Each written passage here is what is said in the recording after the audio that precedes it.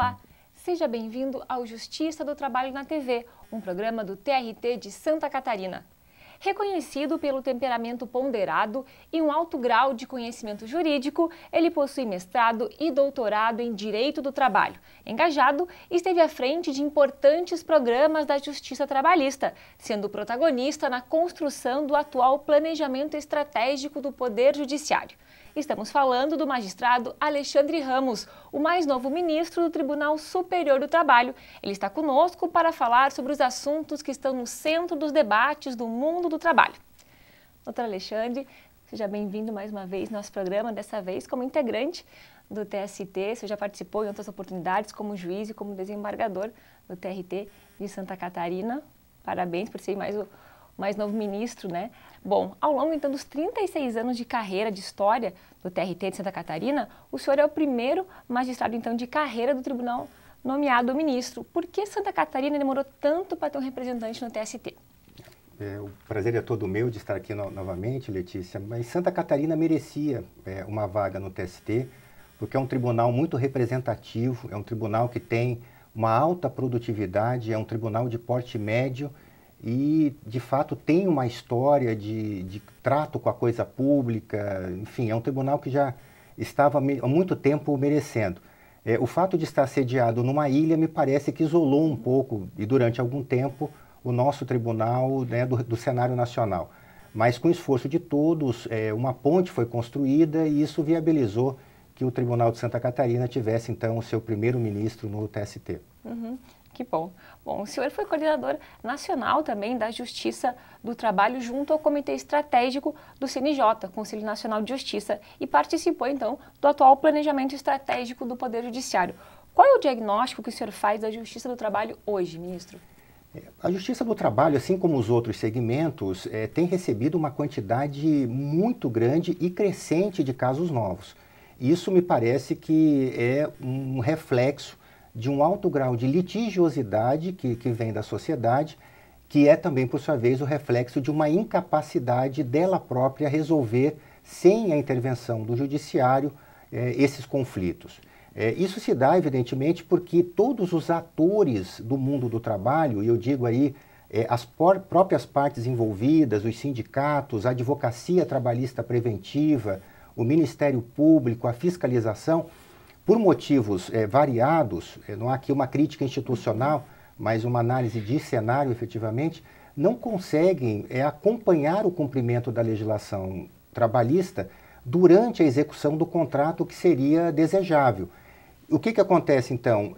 A Justiça, como última rede de proteção da cidadania, acaba tendo que suportar esse número excessivo de casos novos, o que, por um lado, revela a sua importância, mas, por outro, revela que muitos direitos estão sendo violados nesse cenário da legislação trabalhista. As causas são as mais diversas, mas isso também não deixa de ser uma oportunidade para a Justiça do Trabalho, nesse momento conturbado, reafirmar a sua importância na pacificação social de um setor da atividade produtiva que é tão importante, que é a relação entre quem trabalha, quem empreende e quem investe. Pegando o gancho do que o senhor comentou, no último relatório Justiça em Números, inclusive, se eu não me engano, o senhor me corrige, cerca de 40% das ações trabalhistas versavam sobre verbas rescisórias não pagas aos trabalhadores, né? Essa é uma questão, é um falso positivo, vamos dizer assim, como se diz.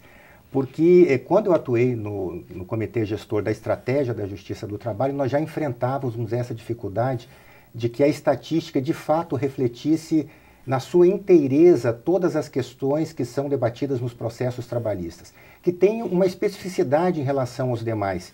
São vários pedidos decorrentes de um mesmo contrato. Enquanto numa ação da Justiça Estadual, da Justiça Federal, nós temos um ou dois objetos, os processos trabalhistas têm uma acumulação enorme de pedidos, às vezes são 15, 20, 30 pedidos. E como é o advogado que no PJE, que serve de banco de dados para a extração dessa estatística, quem insere os temas que são discutidos, e ele não tem obrigação de incluir todos, ele coloca os principais pedidos E isso dá, de fato, o reflexo de que, por exemplo, verbas rescisórias não são cumpridas, mas não é só isso. A gente tem uma série de outros pedidos que ficam de fora da estatística e que geraria, de fato, um diagnóstico mais exato. Uhum. Bom, segundo a Organização Internacional do Trabalho, a OIT, no Brasil, a cada 4 dias e meio, um trabalhador morre vítima de acidente de trabalho. Onde é que está a falha, ministro? Por que não se consegue atuar de forma mais preventiva? Exatamente por conta daquilo que a gente já conversava. O sistema de saúde e segurança do trabalhador se estabelece por uma rede de sustentação. E essa rede é composta por uma série de entidades, né? O Ministério do Trabalho, o Ministério da Saúde, sindicatos, o Ministério Público do Trabalho, a Justiça do Trabalho, enfim, é uma série de órgãos que devem fazer a efetivação da política de saúde e segurança. Nós temos aí uma dificuldade, nós temos primeiro uma cultura do brasileiro de não ter um apego muito sério em relação ao cumprimento de normas. E isso faz com que nem sempre, durante a execução do trabalho, essas regras de saúde e segurança sejam observadas. Por outro lado, também a gente tem uma legislação muito complexa, de forma que, talvez para o grande empresário que tem uma estrutura de compreensão dessas regras, seja fácil cumpri-las, mas para a grande maioria dos empresários brasileiros, nós falamos aí que mais de 80% são de pequenos negócios, nós temos às vezes uma dificuldade dessa compreensão. E isso de fato gera um problema no que tange a promoção de saúde e segurança e prevenção de saúde e segurança.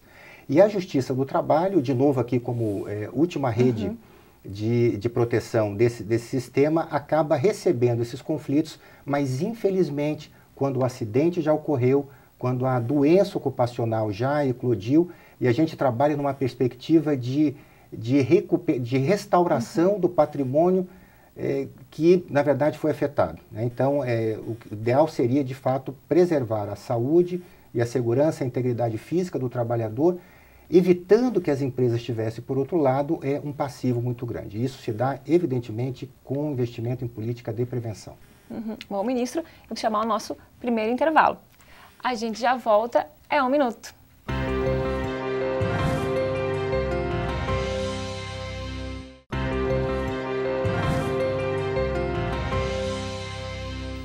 Voltamos para o segundo bloco do programa de hoje, que entrevista o ministro do TST, Alexandre Ramos.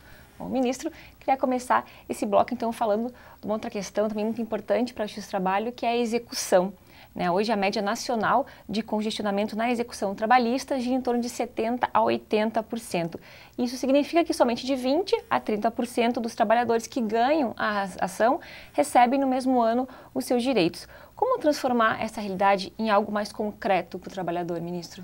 Me parece que o primeiro ponto é evitar que o descumprimento da legislação chegue na Justiça do Trabalho e que se chegue na execução. A execução, no final das contas, é o último aspecto, mas o mais importante desse processo todo de garantimento de direitos ao trabalhador.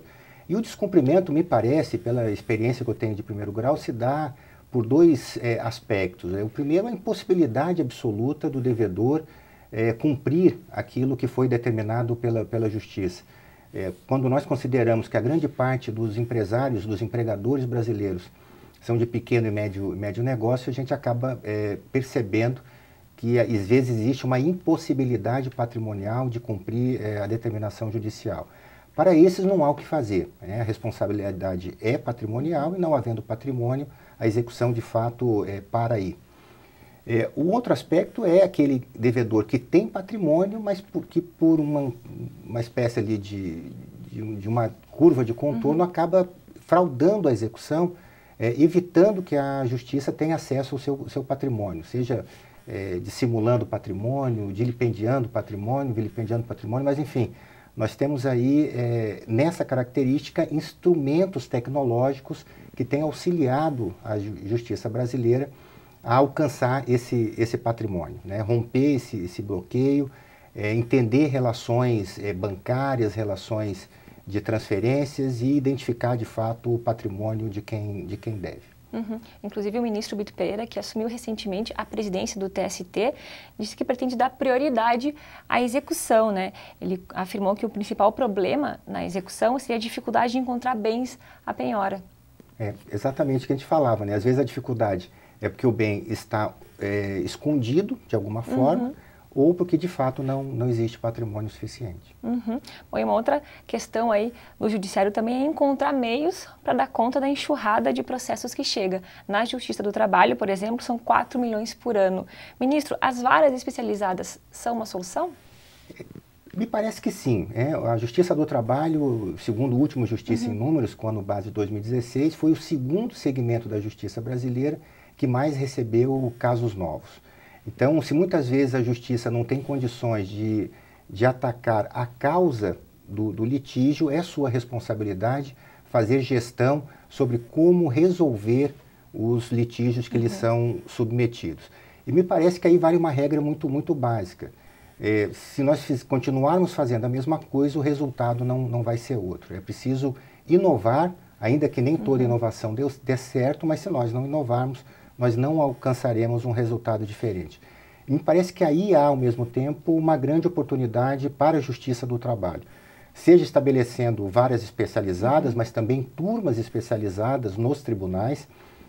A Justiça do Trabalho, na sua origem, julgava aquela relação entre empregado e empregador.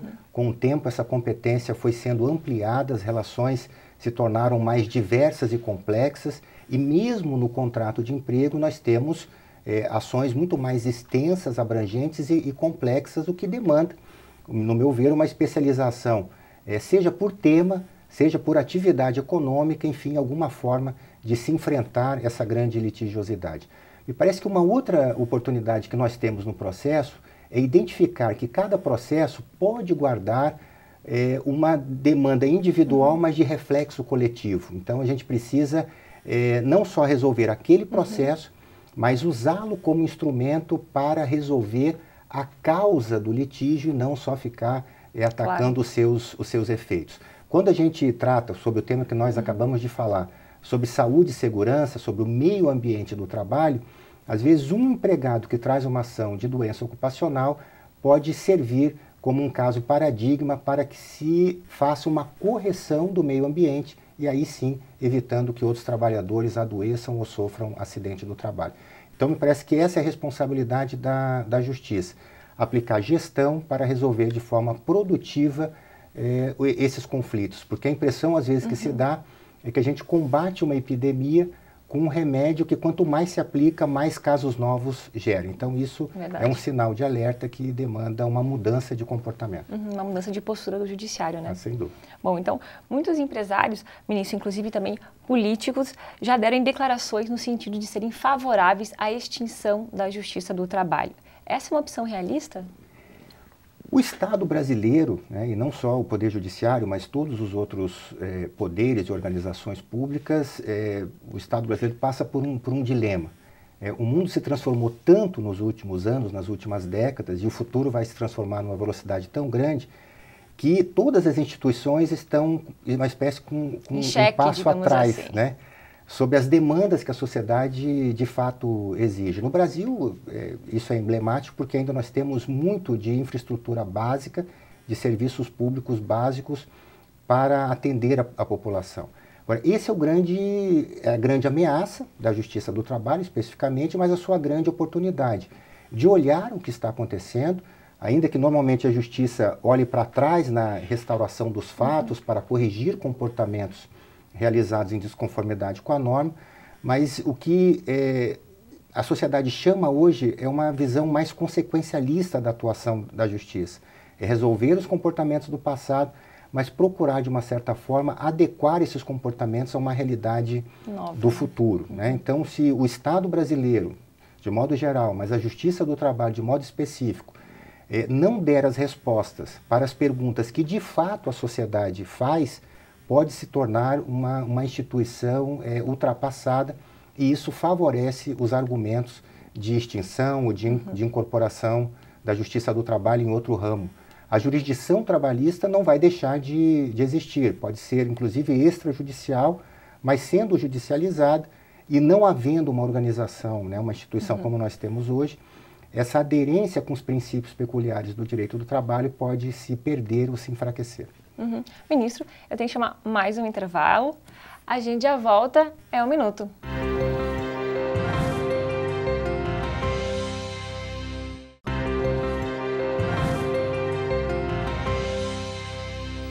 Voltamos para o último bloco do programa de hoje, que entrevista um novo integrante do TST, o ministro Alexandre Ramos. Bom, ministro, gostaria de saber se o senhor acredita se existe uma polarização maniqueísta entre capital e trabalho e se isso compromete o direito do trabalho. Essa é uma pergunta interessante, porque quem escolhe o direito do trabalho e atuar na justiça do trabalho como profissão, acaba tendo uma formação a partir desse pressuposto, né, de que nós temos um conflito eterno, inconciliável entre o capital e o trabalho. Um duelo. Exatamente, um duelo. Mas isso não deixa de ser verdade, mas não é, me parece, nos dias atuais, toda a verdade. A gente tem, de fato, o grande capital de um lado, o capital internacional, com regras muito rígidas, né, de controle de produtividade. Mas, por outro lado, a gente pode perceber também que das mais de 20 milhões de empresas ativas no Brasil, 93% é microempreendedor individual, microempresa e pequena empresa, que é o capital nacional que muitas vezes fica nessa zona fronteiriça. Se a gente pega, por exemplo, o microempreendedor individual, e no Brasil há quase 8 milhões deles, é aquele trabalhador que cria uma pessoa jurídica para desenvolver uma atividade de cabeleireiro, de motorista de Uber, né, uma série de atividades, né, que o trabalhador pode empreender, vai ter um faturamento de até R$81 mil por ano e pode empregar um trabalhador com carteira assinada. Esse empresário, como é entendido pela legislação trabalhista, é ao mesmo tempo um investidor e um trabalhador. Então, esse conceito clássico, maniqueísta, me parece que não resiste quando a gente confronta a atual realidade, o perfil do empresariado brasileiro hoje, que em algumas situações, grandes delas, mescla um pouco dessas duas características. E o desafio da Justiça do Trabalho tem sido este, né, de perceber que o mundo está em transformação. Para se ter uma ideia, mais de 80% dos empregos de 2030, a gente fala daqui 12 anos, não existem atualmente. Então, como é que a Justiça do Trabalho vai se preparar para, vendo essa realidade acontecendo em poucos anos, vai se preparar para continuar sendo uma instituição operosa e necessária para a sociedade?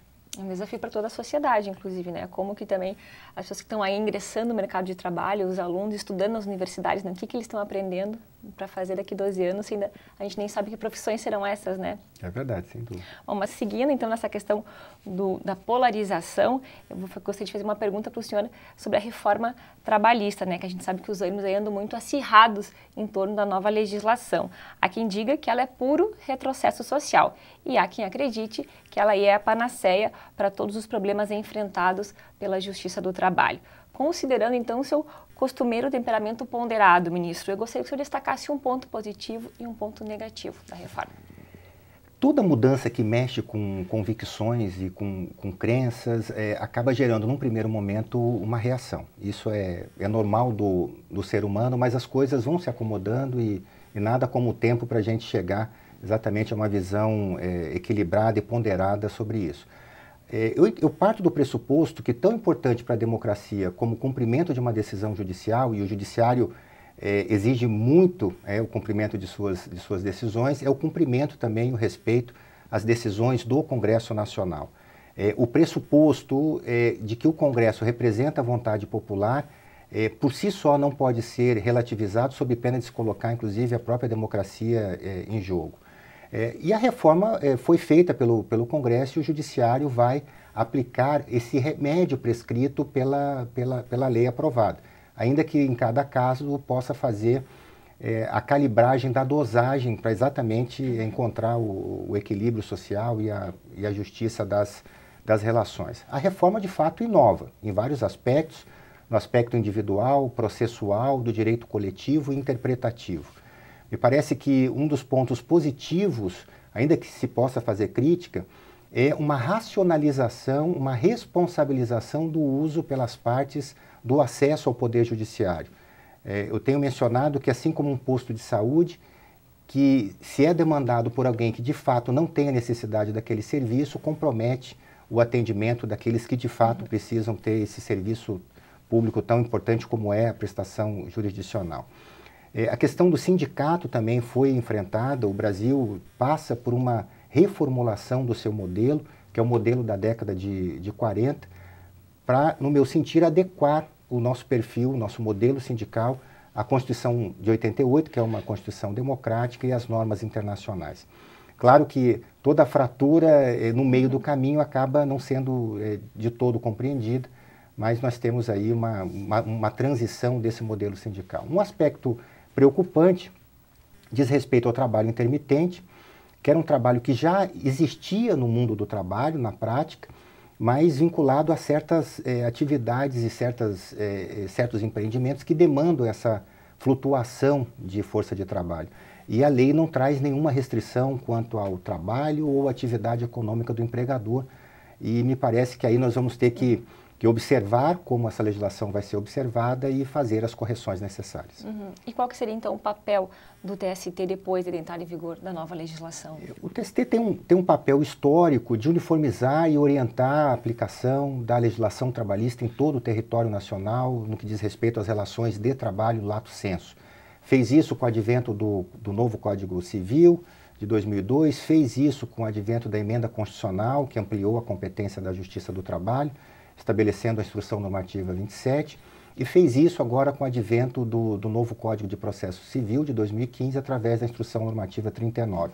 O desafio que o TST enfrenta hoje é com a legislação trabalhista, que é uma alteração expressiva da sua própria fonte material, estabelecer... Com certeza, a maior mudança da história, né? Sem dúvida. Desde quando a CLT foi criada há quase 75 anos, né? É muito impactante essa alteração, vai no DNA da legislação processual e individual. Mas o desafio do TST é exatamente esse, é procurar um consenso que vai sendo construído, né, pela manifestação, pelos pontos de vista de todos os ministros, para dar uma uniformidade, uma orientação para toda a Justiça do Trabalho, e é com isso que eu pretendo, com muita humildade, contribuir. Bom, ministro, o senhor vai repetindo também que a Justiça do Trabalho precisa garantir um ambiente seguro e previsível, tanto para trabalhadores quanto para empregadores. Como fazer isso, ministro? A gente acaba percebendo que o limite do direito é o orçamento. Se a gente não tiver desenvolvimento econômico, a gente não tem desenvolvimento social e não tem como distribuir rendas pelo trabalho. E só há investimento quando se tem um cenário de previsibilidade e segurança. Quando não temos um cenário desse, quem investe acaba buscando um lucro muito alto. Isso onera as operações, onera o serviço, o produto, e no final do dia quem paga um valor muito superior, como nós presenciamos cotidianamente no Brasil, é o consumidor, na sua grande maioria, trabalhadores. Então, me parece que a Justiça do Trabalho tem que compreender, numa visão consequencialista de sua intervenção, de que nós temos que gerar esse equilíbrio, né? O sistema deve ser seguro, previsível, tanto para quem trabalha, que tem o direito de trabalhar e ter a segurança de que vai receber uma contraprestação justa e segura, mas também para quem investe e empreende, porque só conjugando todos os elementos do setor produtivo que a gente vai ter, de fato, o garantimento de uma legislação efetiva para os trabalhadores. Bom, ministro, a gente está caminhando para o final da entrevista, só gostaria de fazer a última pergunta, então, retomar um pouco a questão das críticas à Justiça do Trabalho, né? Um dos argumentos aí está de que existe um excesso de direitos trabalhistas e que eles seriam uma espécie de obstáculo ao desempenho econômico. Temos mesmo um excesso de direitos, ministro? Me parece que a legislação trabalhista precisaria passar por uma espécie de uma desburocratização, assim como uma série de outras legislações. Eu tenho convicção de que a legislação trabalhista é um dos caminhos para se garantir o trabalho digno, uma renda satisfatória para quem depende do seu trabalho para sobreviver e desenvolver as suas potencialidades. Mas me parece que não é o único caminho, e a alteração hoje do modo de produção, dos trabalhos que estão surgindo, acabam comprovando isso, né? Pela primeira vez nos dados estatísticos brasileiros, os trabalhadores com carteira assinada, 33 milhões, tem um número menor do que aqueles trabalhadores que atuam por conta própria ou sem carteira assinada, que chegaram já a 34 milhões. E sem carteira assinada eu não falo aqui dos informais, mas sim daqueles trabalhadores como diaristas, aqueles profissionais que exercem essas atividades corriqueiras, que trabalham por conta própria também. Então, isso é emblemático e desafia a Justiça do Trabalho a redefinir o seu papel no presente, mas também no futuro.